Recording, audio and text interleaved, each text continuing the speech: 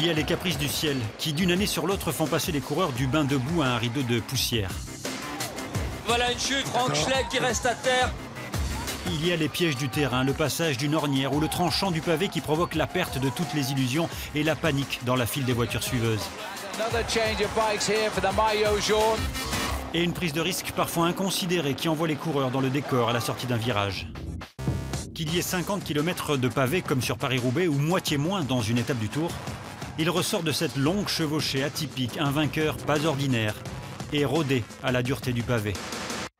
En 2010, le Norvégien Torusoft sort vainqueur et rescapé de 7 zones pavées réparties entre la Belgique et Arambert, aux portes de la célèbre tranchée.